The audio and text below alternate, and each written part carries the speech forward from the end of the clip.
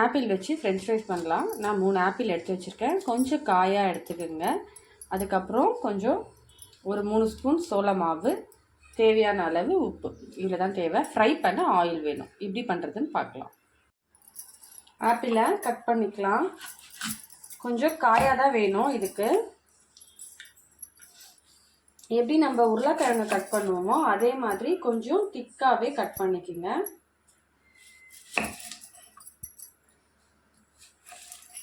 மேலே இருக்க தோலை ரிமூவ் பண்ணிவிடுங்க.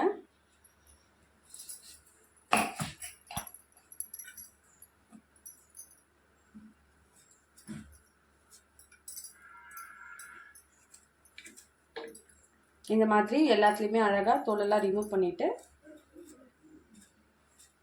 நம்ம மாவு போட்டு மிக்ஸ் பண்ணிக்கலாம். நான் எல்லாத்தையும் ரிமூவ் பண்ணிவிட்டு காட்டுறேன். இதை பார்க்கும்போது உருளைக்கிழங்கு மாதிரி தெரியுது பாருங்கள். நம்ம ஆப்பிளை இதே மாதிரி ஷேப்பில் கட் பண்ணிக்கிறோம். கட் பண்ணிவிட்டு நெக்ஸ்ட்டு சோள மாவை நல்லா தூவி, அதில் கொஞ்சம் ஈரப்பதம் இருக்கும். எப்படி உருளைக்கிழங்கு மேலே நம்ம அப்ளை பண்ணுவோமோ அதே மாதிரி இந்த ஆப்பிள் மேலேயும் அப்ளை பண்ணி இப்படி நல்லா மிக்ஸ் பண்ணி விடுங்க. அதுக்கப்புறம் கொஞ்சமாக சால்ட் சேர்த்துக்கங்க. இதை ஒரு 10 நிமிஷம் வச்சிங்கன்னா அந்த மாவோடு நல்லா மிக்ஸ் ஆகிடும். நம்ம ஆயிலில் ஃப்ரை பண்ணி எடுத்துடலாம். பேனில் எண்ணெய் நல்லா காஞ்சிடுச்சு.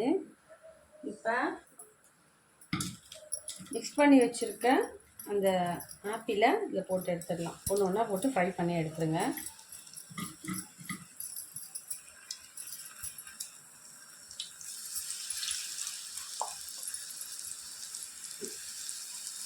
ஆப்பிள் கட் பண்ணி கொடுத்து சாப்பிட மாட்டேன்னு சொல்கிற குழந்தைங்களுக்கு நீங்கள் இந்த மாதிரி செஞ்சு கொடுக்கலாம்.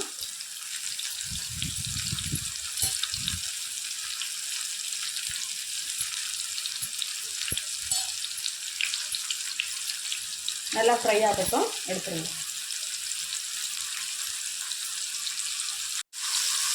நல்லா கொஞ்சம் வேகட்டும், வெந்த பிறகு நம்ம எடுத்துக்கலாம். இப்போ நல்லா வெந்திருக்கு. நம்ம இதை எடுத்து பிளேட்டுக்கு மாற்றிடலாம்.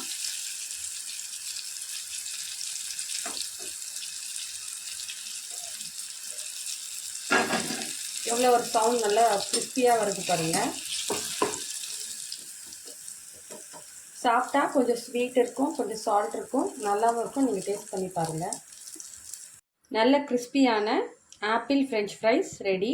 நீங்களும் ட்ரை பண்ணி பாருங்கள். இது நான் டொமேட்டோ சாஸோடு சர்வ் பண்ணுவேன்.